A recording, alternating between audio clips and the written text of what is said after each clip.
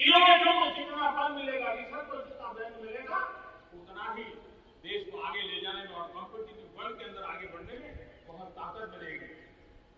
आपने सोचा होगा क्या कभी इतना तेजी से गांव तक ऑनलाइन क्लासेस का इतना माहौल बन जाएगा? कभी कभी आपस में भी कुछ ऐसी चीजें उभर करके आ जाती है, नई ताकत दे देती है। और इसलिए आपने देखा होगा कोरोना काल में ऑनलाइन क्लासेस एक प्रकार के कल्चर बन गया है। आप देखिए ऑनलाइन डिजिटल ट्रांजेक्शन वो भी कैसे बढ़ रहे हैं। भीम यूपीआई गत एक महीने, यानी किसी को भी गर्व हो कि भारत जैसे देश में यूपीआई भीम के द्वारा गत एक महीने में 3 लाख करोड़ रुपए का ट्रांजेक्शन हुआ। आपने हम किस प्रकार से बदली हुई स्थितियों को स्वीकार करने लगे हैं, ये इसका नमूना है। आप देखिए 2014 से पहले हमारे देश में 5 दर्जन पंचायतों में ऑप्टिकल फाइबर था। गत 5 वर्ष में 1.5 लाख ग्राम पंचायतों तक ऑप्टिकल फाइबर नेटवर्क पहुंच, जो आज इतना मदद करता है। सभी पंचायतों में पहुंचने के लक्ष्य के साथ हमने काम शुरू किया। जो 1 लाख पंचायतें बाकी है वहां भी तेजी से काम चल रहा है, लेकिन बदली पड़ी हुई परिस्थिति, गांव की भी डिजिटल इंडिया में भागीदारी अनिवार्य बन गई। गांव के लोगों को भी इस प्रकार की ऑनलाइन सुविधाओं की जरूरत बहुत बढ़ रही है।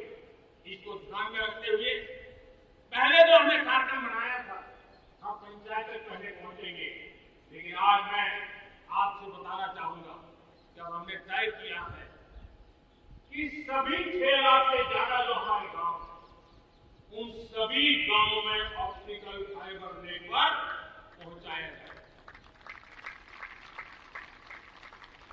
जरूरत बढ़ी है तो हमें प्रायोरिटी भी बढ़ी है। 6 लाख से अधिक गांव में हजारों लाखों किलोमीटर ऑप्टिकल फाइबर का काम कराया जाएगा। और हमने तय किया 1000 दिन में, 1000 दिन के अंदर अंदर देश के 6 लाख से अधिक गांव में ऑप्टिकल फाइबर नेटवर्क काम पूरा कर दिया है। बदलती हुई टेक्नोलॉजी में साइबर स्पेस, ये हमारी निर्भरता बढ़ती ही है। लेकिन साइबर स्पेस में खतरे भी जुड़े हुए, भली भांति दुनिया इनसे परिचित है और इनसे देश के सामाजिक ताने बाने, हमारी अर्थव्यवस्था और हमारे देश के विकास पर भी खतरे पैदा करने का ये आसान मार्ग बन सकता है। और इसलिए भारत इसमें बहुत सचेत है, भारत बहुत सतर्क है और इन खतरों का सामना करने के लिए फैसले ले रहा है। इतना ही नहीं, नई व्यवस्थाएं भी लगातार विकसित की जा रही है। बहुत ही अल्प समय में नई साइबर सुरक्षा नीति, इसका एक पूरा खाका देश के सामने आएगा। आने वाले समय में सब इकाइयों को जोड़कर हम इस साइबर सिक्योरिटी के अंदर सबको एक साथ चलाते हैं, उसके लिए आगे बढ़ने की रणनीति बनाएंगे। मेरे प्यारे देशवासी, भारत में महिला शक्ति को जब भी अवसर मिले उन्होंने देश का नाम रोशन किया, देश को मजबूती दी। महिलाओं को स्वरोजगार और रोजगार के समान अवसर देने के लिए आज देश प्रतिबद्ध है। आज भारत में महिलाएं अंडरग्राउंड कोयले की खदान में काम कर रही है। आज मेरे देश की बेटियां फाइटर प्लेन भी आज पूरा करके आसमान की बुलंदियों को छू रही है। आज भारत दुनिया के उन देशों में है जहां नौसेना और वायुसेना महिलाओं को कॉमेट रोल में शामिल किया जा रहा है। गर्भवती महिलाओं सैलरी के साथ 6 महीने की छुट्टी देने का फैसले की बात हो। हमारे देश की महिलाएं जो 3 तलाक के कारण पीड़ित रहती थी, वैसे हमारे मुस्लिम बहनों को मुक्ति दिलाने, आजादी दिलाने का काम हो। महिलाओं के आर्थिक सशक्तिकरण की बात, 40 करोड़ जो जनधन खाते खोले गए, उसमें 22 करोड़ खाते हमारी बहनों के। कोरोना काल में करीब 30,000 करोड़ रुपए इन बहनों के खाते में जमा कर दिए गए। मुद्रा लोन 25 करोड़ के करीब मुद्रा लोन दिए गए, उसमें 70% मुद्रा लोन देने वाली हमारी माताएं बहनें हैं। प्रधानमंत्री आवास योजना के तहत जो खुद का घर मिल रहा है, उसमें अधिकतम रजिस्ट्री भी महिलाओं के नाम हो रही है। मेरे प्यारे देशवासियों, गरीब बहन बेटियों की बेहतर स्वास्थ्य की भी चिंता ये सरकार लगातार करती है। हमने जन औषधि केंद्र के अंदर एक रुपये में सैनिटरी पैड पहुंचाने के लिए एक बहुत बड़ा काम किया। 6,000 जन औषधि केंद्रों में पिछले थोड़े से समय में करीब 5 करोड़ से ज्यादा सैनिटरी पैड हमारी गरीब महिलाओं तक पहुंच चुके हैं। बेटियों में कुपोषण खत्म हो, उनकी शादी की सही आयु क्या हो, इसके लिए हमने कमेटियां बनाने की रचना की है। उसका रिपोर्ट आते ही बेटियों की शादी की उम्र के बारे में भी उचित फैसले लिए जाएंगे। मेरे प्यारे देशवासियों, इस कोरोना के सेक्टर जो कालखंड खेल सेक्टर की तरफ ध्यान जाना बहुत स्वाभाविक है। और इसलिए आत्मनिर्भर की सबसे बड़ी चीज हमें हेल्थ सेक्टर ने इस संकट के काल में सिखा दी और उस लक्ष्य में प्राप्त करने के लिए हमें आगे भी बढ़ना है।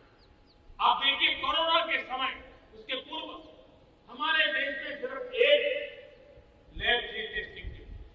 आज 1400 लैब का नेटवर्क है। हिंदुस्तान में हर कोने में फैला हुआ। जब कोरोना का संकट आया तो एक दिन में सिर्फ 300 टेस्ट हो पाते थे। इतने कम समय में हमारे लोगों ने वो शक्ति दिखा दी है कि आज हर दिन 7 लाख से ज्यादा टेस्ट हम कर पाए। कहाँ 300 से शुरू किया था और कहाँ हम 7 लाख तक पहुंच गए। देश में नए एम्स, नए मेडिकल कॉलेज का निर्माण, आधुनिकीकरण की दिशा में निरंतर प्रयास हम कर रहे हैं।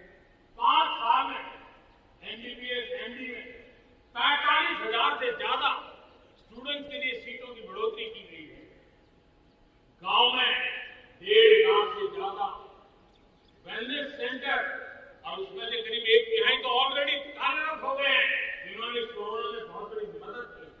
कोरोना के काल में वेलनेस सेंटर की भूमिका ने गांव की बहुत बड़ी मदद की। हेल्थ सेक्टर में आज से एक बहुत बड़ा अभियान शुरू होने जा रहा है और उसमें टेक्नोलॉजी का भी बहुत बड़ा रोल रहेगा। आज से national digital health mission, national digital health mission, उसका भी आरंभ किया जा रहा है। भारत के हेल्थ सेक्टर में ये एक नई क्रांति ले आएगा। इलाज में आने वाली परेशानियां कम करने के लिए टेक्नोलॉजी का बहुत सुविचारित रूप से उपयोग होगा।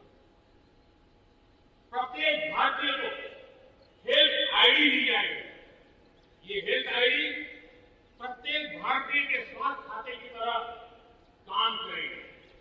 आपके हर टेस्ट, हर बीमारी, आपको किस डॉक्टर के पास कौन सी दवा ली थी, उनका क्या डायग्नोसिस था, कब ली थी, आपकी रिपोर्ट क्या थी, ये सारी जानकारी इस एक हेल्थ आईडी में आपको समाहित की जाएगी। डॉक्टर से अपॉइंटमेंट हो, पैसा जमा करना हो, अस्पताल में पर्ची बनवाने की भागदौड़, तमाम दिक्कतें नेशनल डिजिटल हेल्थ मिशन के माध्यम से अनेक मुसीबतों से मुक्ति मिलेगी और उत्तम स्वास्थ्य के लिए हमारा कोई भी नागरिक सही फैसले कर पाएगा। ये व्यवस्था उससे होने वाली है। मेरे प्यारे देशवासियों, जब भी अब कोरोना की बात आती है तो एक बात स्वाभाविक है, हर किसी के मन में सवाल है, कोरोना की वैक्सीन कब तैयार होगी? ये सवाल हर एक के मन में है, पूरी दुनिया में है। मैं आज देशवासियों को कहना चाहूंगा, देश के हमारे वैज्ञानिकों की प्रतिभा एक ऋषि मुनि की तरह लेबोरेटरी जी जान से जुटे, अखंड एक निष्ठ तपस्या कर रहे हैं, बड़ी कड़ी मेहनत कर रहे हैं। और भारत में एक नहीं, दो नहीं, तीन वैक्सीन उसके टेस्टिंग के अलग अलग चरण में है। वैज्ञानिकों ने जब बड़ी जल्दी मिल जाएगी, बड़े पैमाने पर प्रोडक्शन होगा और उनकी तैयारियां भी पूरी तरह रेडी हैं और तेजी से प्रोडक्शन के साथ वैक्सीन हर घंटे तक कम से कम समय में कैसे पहुंचे उसका खाका भी तैयार है, उसका रूपरेखा भी तैयार है। मेरे प्यारे देशवासियों, हमारे देश में अलग अलग जगहों पर विकास की तस्वीर अलग अलग है। कुछ क्षेत्र बहुत आगे हैं, कुछ क्षेत्र बहुत पीछे हैं। ये असंतुलन आत्मनिर्भर भारत के सामने एक महत्वपूर्ण चुनौती में मान सकता हूं। और इसलिए जैसा मैंने प्रारंभ में कहा, 110 आकांक्षी जिलों पर हम बल दे रहे हैं, उसको विकास की बराबरी लाना चाहते हैं। हम विकास की इकोसिस्टम बनाना, कनेक्टिविटी को सुधारना, ये हमारी प्राथमिकता। अब आप देखिए, हिंदुस्तान का पश्चिमी भाग और हिंदुस्तान को मध्य से लेकर हिंदुस्तान का पूर्वी उत्तर प्रदेश हो, बिहार हो, बंगाल हो, नॉर्थ हो, उड़ीसा हो, ये सारे हमारे अपार संपदा है, प्राकृतिक संपदा की भंडार है। यहाँ के लोग सामर्थ्यवान है, शक्तिवान है, प्रतिभावान है, लेकिन अवसरों के अभाव में ये क्षेत्र हमारे असंतुलन रहा है। और इसलिए हमने अनेक नए कदम उठाए। ईस्टर्न डेडिकेटेड फ्रेट कॉरिडोर हो, पूर्व में गैस पाइपलाइन से जोड़ने की बात हो, नए रोड रेल का इंफ्रास्ट्रक्चर खड़ा करना हो, वहां नए पोर्ट बनाने हो, यानी एक प्रकार से पूरा डेवलपमेंट के लिए इंफ्रास्ट्रक्चर का खाका होना चाहिए। बड़ा होलिस्टिक तरीके से विकसित हम कर रहे हैं ताकि हमारे क्षेत्र भी विकास की दिशा में। उसी प्रकार से लेह लद्दाख, करगिल, जम्मू कश्मीर के क्षेत्र एक प्रकार से क्षेत्र एक वर्ष पूर्व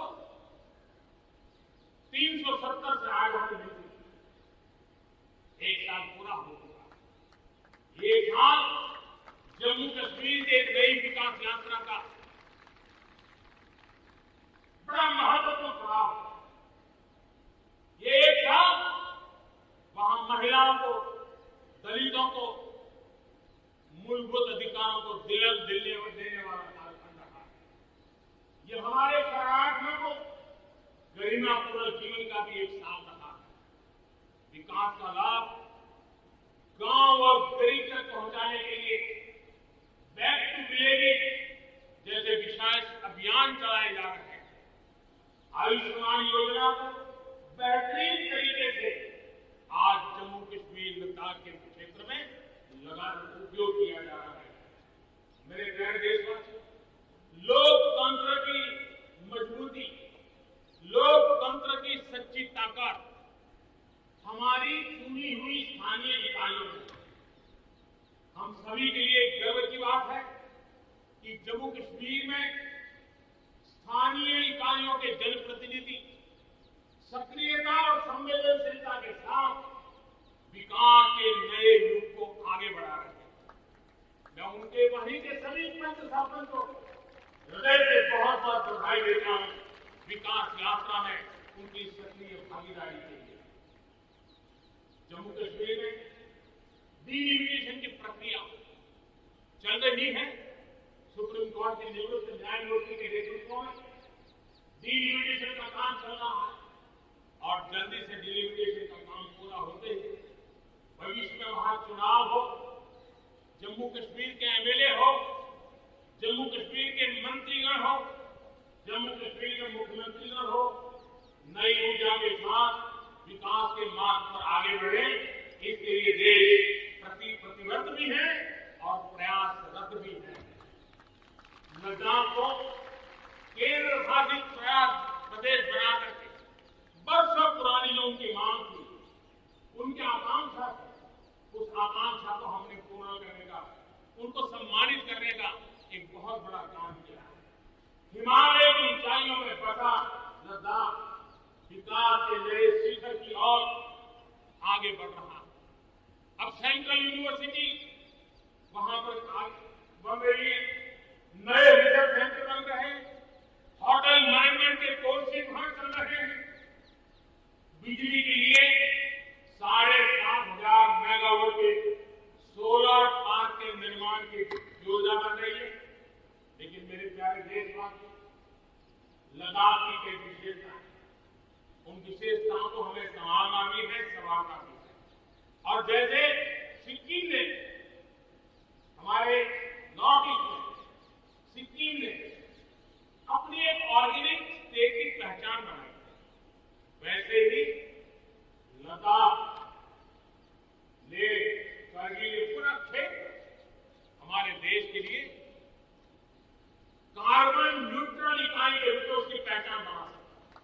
और इसके लिए भारत सरकार वहां के नागरिकों के साथ मिलकर के एक नमूना रूप, प्रेरणा रूप कार्बन न्यूट्रल और बोली विकास का मॉडल, वहां की आवश्यकताओं की पूर्ति वाला मॉडल, उस दिशा में हम आगे बढ़ रहे हैं। मेरे प्यारे देशवासियों, भारत ने दिखाया है कि पर्यावरण के साथ संतुलन रखते हुए भी तेज विकास संभव है।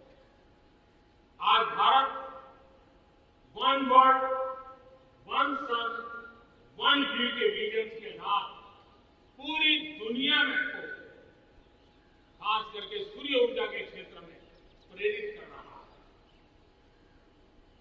रिन्यूएबल एनर्जी के उत्पादन के मामले में आज भारत दुनिया के 5 टॉप देशों में अपनी जगह बना चुका है।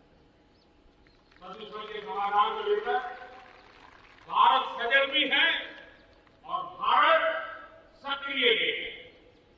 स्वच्छ भारत अभियान हो, धुआं मुक्त रसोई गैस की व्यवस्था हो, एलईडी बल्ब का अभियान हो, सीएनजी आधारित ट्रांसपोर्टेशन की व्यवस्था हो, इलेक्ट्रिक मोबिलिटी के लिए प्रयास हो, हम कोई कसर नहीं छोड़ रहे।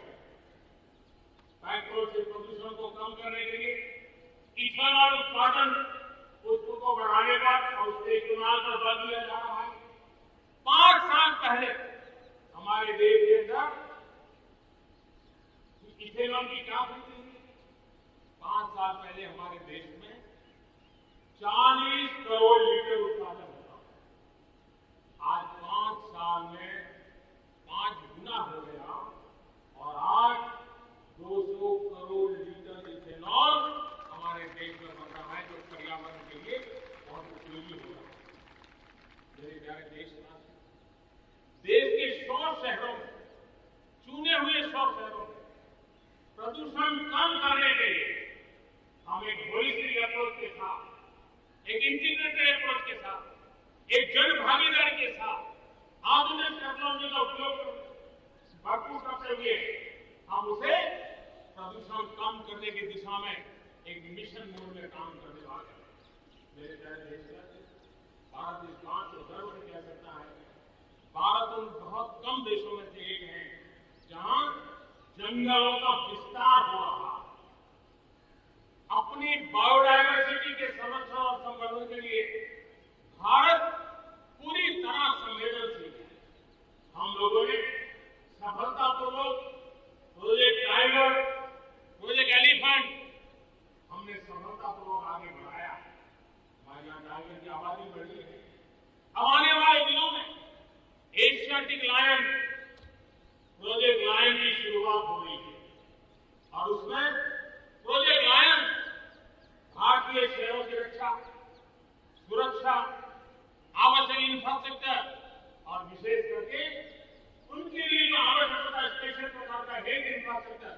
उस पर भी काम किया जाएगा और प्रोजेक्ट लाइन पर भर दिया जाएगा।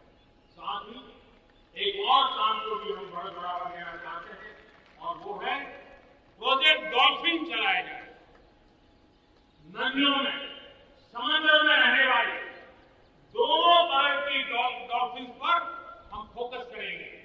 इससे बायोडायवर्सिटी को भी बल मिलेगा और रोजगार के अवसर भी मिलेंगे। ये टूरिज्म के आकर्षण का भी केंद्र होता है, तो इस दिशा में भी हम आगे बढ़ने वाले हैं।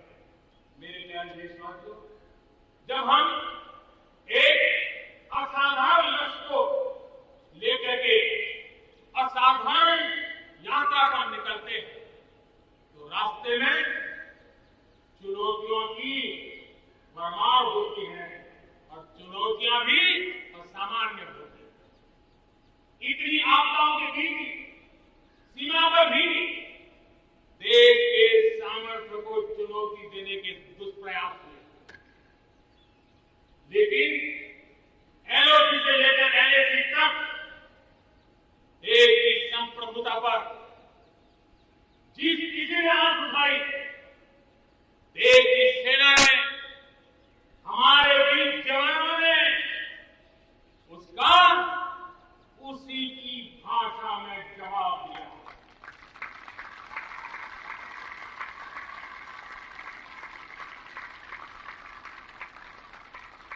भारत की संप्रभुता की रक्षा के लिए पूरा देश एक जोश से भरा हुआ, संकल्प से प्रेरित है और सामर्थ्य पर अटूट श्रद्धा के साथ आगे बढ़ रहा है। इस संकल्प के लिए हमारे वीर जवान क्या कर सकते हैं? देश क्या कर सकता है?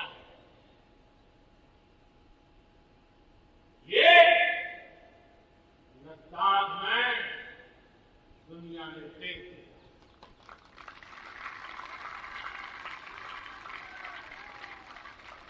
मैं आज मातृभूमि पर न्योछावर उन सभी वीर जवानों को लाल किले की प्राचीर से आदरपूर्वक नमन कर रहा हूं।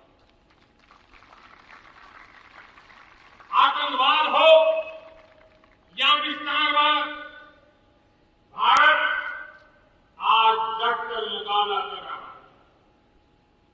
आज दुनिया पर का भारत पर विश्वास और मजबूत हुआ है। पिछले दिनों संयुक्त राष्ट्र सुरक्षा परिषद के अस्थायी सदस्य के रूप में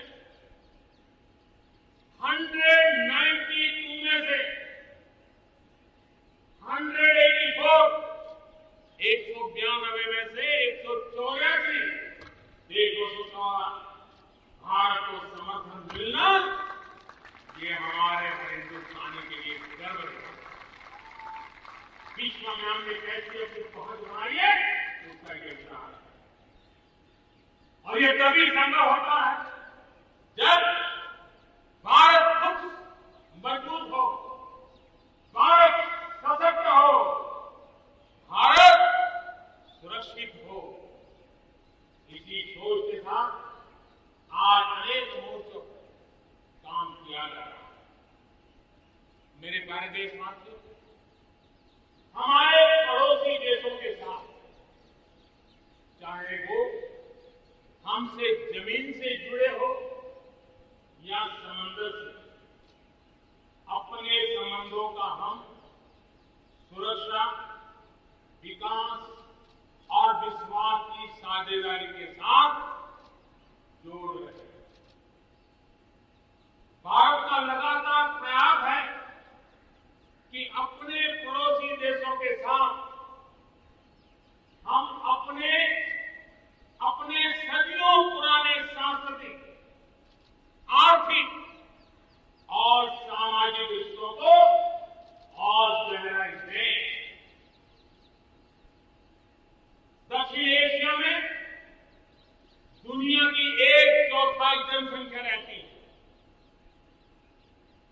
संयोग और सहभागिता से इतनी बड़ी जनसंख्या के विकास और समृद्धि की अनगिनत संभावनाएं पैदा कर सकते हैं।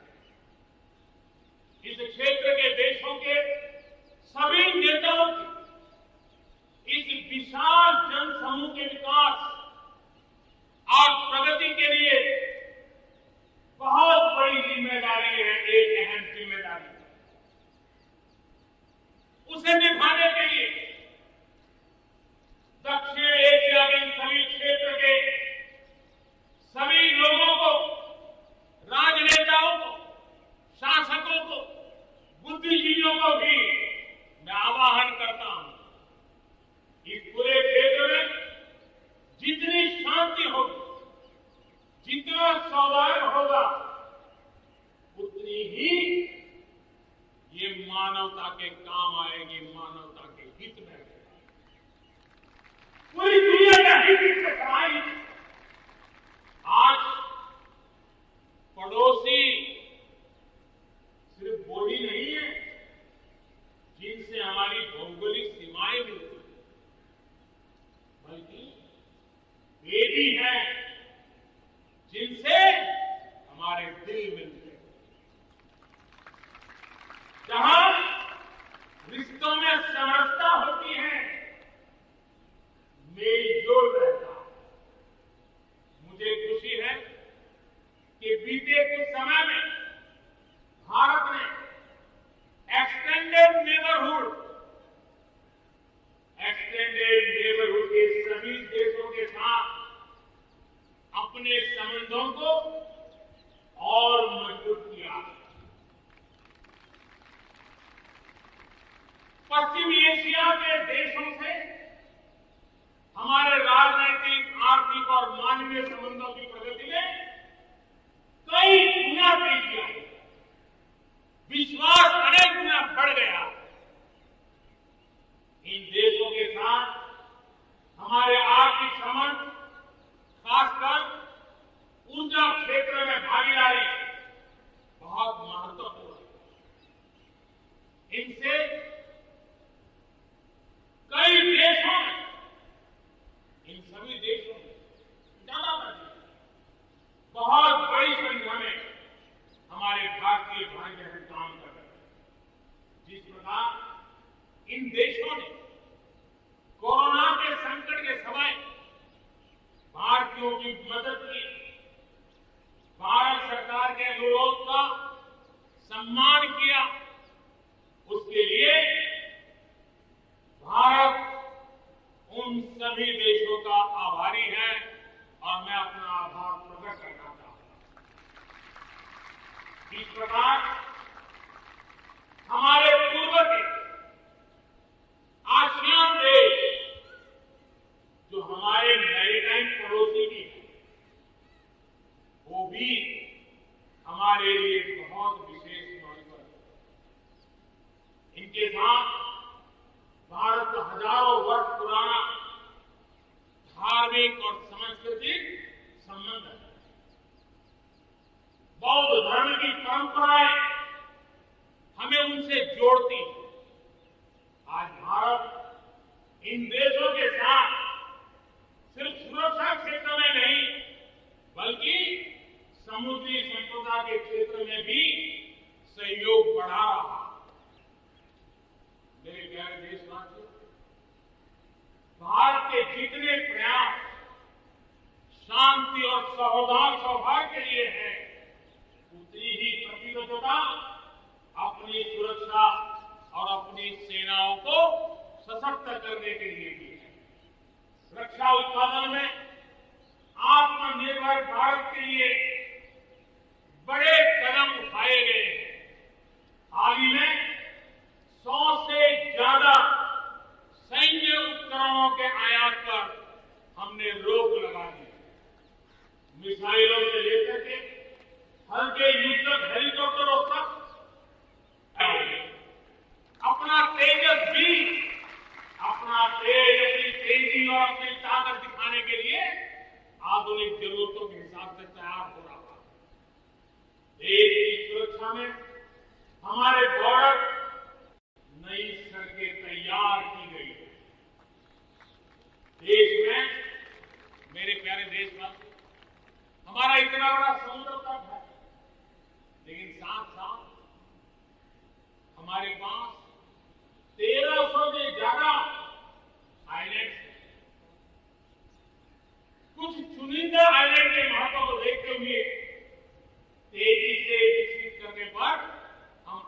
बढ़ रहे हैं। आपने देखा होगा पिछले सप्ताह 5 दिन पहले अंडमान निकोबार में submarine optical fibre cable project का लोकार्पण। अंडमान निकोबार को भी चेन्नई और दिल्ली जैसी इंटरनेट सुविधा अब उपलब्ध हो गई। अब हम आगे लक्षद्वीप को भी इसी तरह जोड़ने के लिए काम को आगे बढ़ाने वाले हैं। अगले 1000 दिन में लक्षद्वीप को भी तेज इंटरनेट की सुविधा से जोड़ने का हमने लक्ष्य रखा है। बॉर्डर और कोस्टल एरिया के युवाओं के विकास उसको भी सुरक्षा को केंद्र में रखते हुए विकास के मॉडल की दिशा में हम आगे बढ़ रहे हैं और उसमें एक कदम एक बड़ा अभियान हम शुरू कर रहे हैं। हमारे जो बॉर्डर इलाके हैं, हमारे जो कोस्टल इलाके हैं, वहां के करीब 173 डिस्ट्रिक्ट है जो किसी न किसी देश की सीमा या समुद्री तट से जुड़े हुए। आने वाले दिनों में एनसीसी का विस्तार उन बॉर्डर डिस्ट्रिक्ट के नौजवानों के लिए किया गया। बॉर्डर एरिया के कैडेट को हम करीब 1 लाख नए एनसीसी के कैडेट तैयार करें और उसमें 1/3 हमारी बेटियां हो, ये भी प्रयास रहेगा। बॉर्डर एरिया के कैडेट को सेना प्रशिक्षित करेगी। कोस्टल एरिया के जो कैडेट्स हैं उनको नेवी के लोग प्रशिक्षित करेंगे और जहां एयरबेस है वहां के कैडेट को एयरफोर्स की तरफ से ट्रेनिंग दी जाएगी। बॉर्डर और कोस्टल एरिया आपदाओं से निपटने के लिए एक ट्रेन मैनपावर मिलेगा। युवाओं को आर्म फोर्सेस में कैरियर बनाने के लिए जरूरी स्किल भी मिलेगी। मेरे प्यारे देशवासियों, पिछले वर्ष लाल किले से मैंने कहा था बीते 5 साल आवश्यकताओं की पूर्ति और अगले 5 साल आकांक्षाओं की पूर्ति के। बीते 1 साल में ही देश के बड़े और महत्वपूर्ण फैसलों के पड़ाव को पार कर लिया। गांधी 150 का भारत ने गांवों को खुद को खुले में शौच से मुक्त किया। आस्था की वजह से प्रताड़ित शरणार्थियों को नागरिकता देने का कानून, दलितों, पिछड़ों, ओबीसी के लिए, एससी, एसटी, ओबीसी के लिए आरक्षण के अधिकार को बढ़ाने की बात हो, असम और त्रिपुरा में ऐतिहासिक शांति समझौता हो, फौज की सामूहिक शक्ति को और प्रभावी बनाने के लिए चीफ ऑफ डिफेंस स्टाफ की नियुक्ति हो, करतारपुर साहिब कॉरिडोर का रिकॉर्ड समय में निर्माण हो। देश ने इतिहास बनाया, इतिहास बढ़ते देखा और साधारण काम करके दिखाया। 10 दिन पूर्व अयोध्या में भगवान राम के भव्य मंदिर का निर्माण शुरू हुआ। राम जन्मभूमि के सदियों पुराने विषय का शांतिपूर्ण समाधान हो चुका है। देश के लोगों ने जिस संयम के साथ और समझदारी के साथ आचरण किया है, व्यवहार किया है, यह अभूतपूर्व है और भविष्य के लिए हमारे लिए प्रेरणा का कारण है। शांति, एकता और सद्भावना, यही तो आत्मनिर्भर भारत की ताकत बनने वाली है। यही मेलजोल, यही सद्भाव भारत के उत्तर भविष्य की गारंटी है। इसी सद्भाव के साथ हमें आगे बढ़ना है।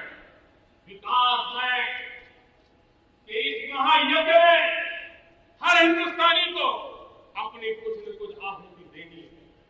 इस दशक में भारत नई नीति और नई नीति के साथ ही आगे बढ़ेगा। जब साधारण से काम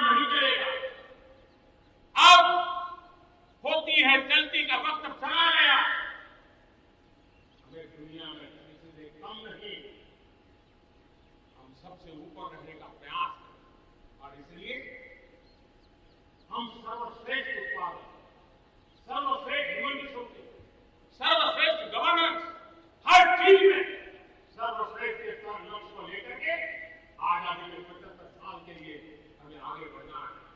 हमारी पॉलिसी, हमारे प्रोसेस, हमारे प्रोडक्ट, सब कुछ उत्तम से उत्तम हो, बेस्ट हो, तभी एक भारत श्रेष्ठ भारत की परिकल्पना साकार होगी। आज हमें फिर से संकल्प लेने की जरूरत है। ये संकल्प आजादी के लिए बलिदान देने वालों के सपनों को पूरा करने का हो। ये संकल्प 130 करोड़ देशवासियों के लिए हो। ये संकल्प हमारी आने वाली पीढ़ियों के लिए हो, उनके उज्जवल भविष्य के लिए हो। ये संकल्प आत्मनिर्भर भारत के लिए हो। हमें शपथ लेनी होगी, हमें प्रतिज्ञा करनी होगी। हम आयात को कम से कम करने की दिशा में योगदान करेंगे। हम अपने लघु उद्योगों को सशक्त करेंगे। हम सब लोकल के लिए वोकल बनेंगे और हम ज्यादा इनोवेट करेंगे। हम एम्पावर करेंगे अपने युवाओं को, महिलाओं को, आदिवासियों, दिव्यांगों, गरीबों को, गांव को, पिछड़ों को, हर किसी को। आज भारत ने असाधारण गति से असंभव को संभव किया। इसी इच्छा शक्ति, इसी लगन, इसी जज्बे के साथ प्रत्येक भारतीय को आगे बढ़ना है। वर्ष 2022 हमारी आजादी के 75 वर्ष का पर्व अब बस आ ही गया है। अब एक कदम दूर है, हमें दिन रात एक कर देना है। 21वीं सदी का ये तीसरा दशक हमारे सपनों को पूरा करने का दशक होना चाहिए।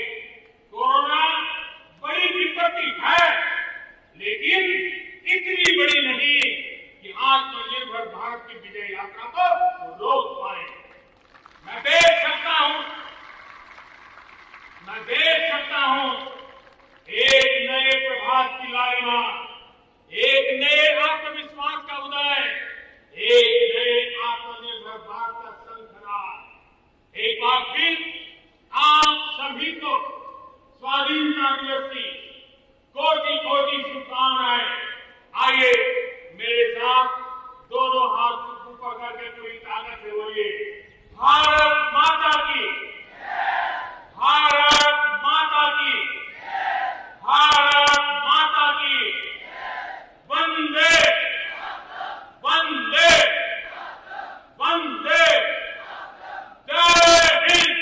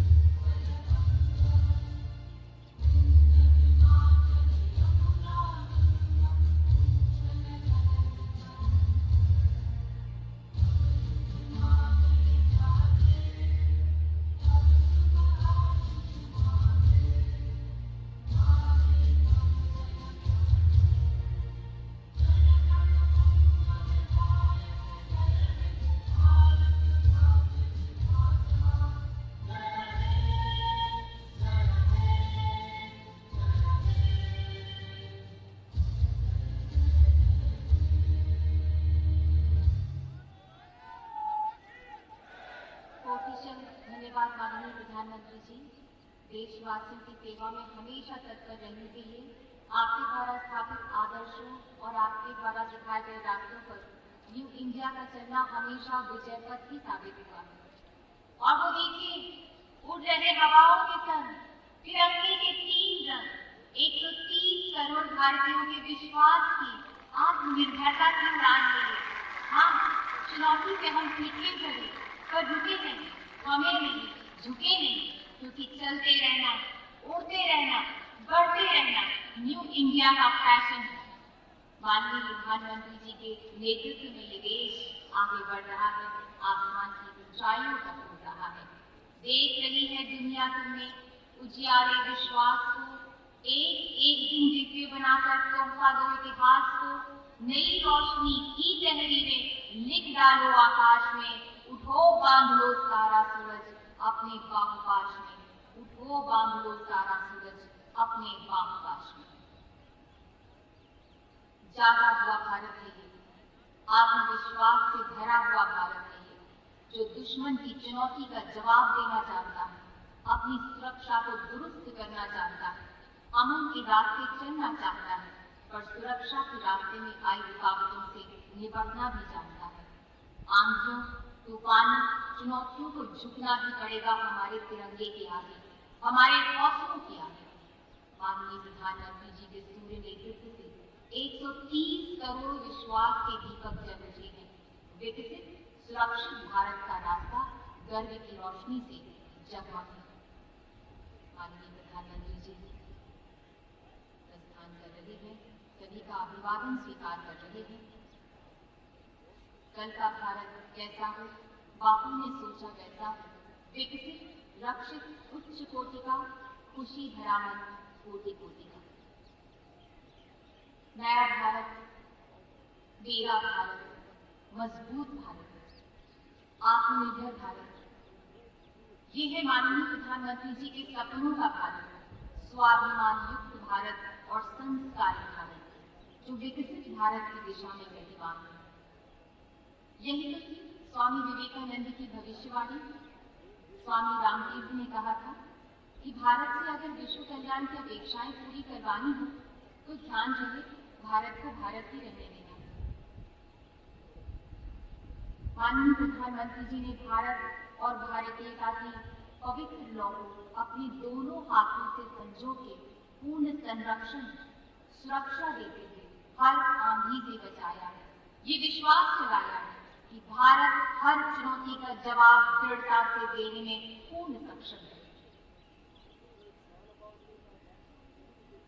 गरीबों का रहनुमा भारत, मसीहा भारत, जब देश एक, तिरंगा एक, मुस्कान एक, भाव एक, सोच एक, संकल्प एक, लक्ष्य एक, तो संशय किस बात का?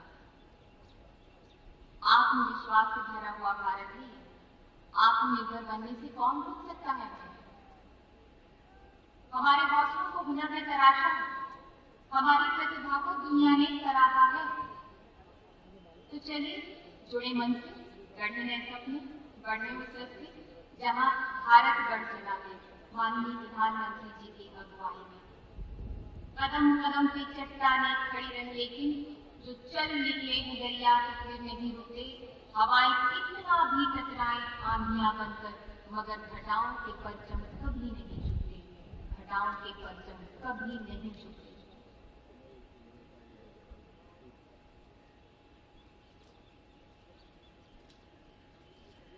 भारतवासियों, याद है हमारा प्रण, हमारा प्रयाण कि ये सभी भारत की होगी। हमारे पूर्वजों ने स्वतंत्रता हमारे हाथों में सौंपी। बड़े बलिदानों से, बड़े अरमानों से अपनी जिंदगी में वे आजाद भारत को खिलता खिलखिलाता, पनपता, बढ़ता, उभरता, विश्व गुरु बनता, ये सपना लेकर चले गए। आजाद भारत के हम ही तो रखवाले हैं। इस धरोहर को संजोकर, इस मिट्टी को ललाट पर लगाकर हमें प्रण करना भी होगा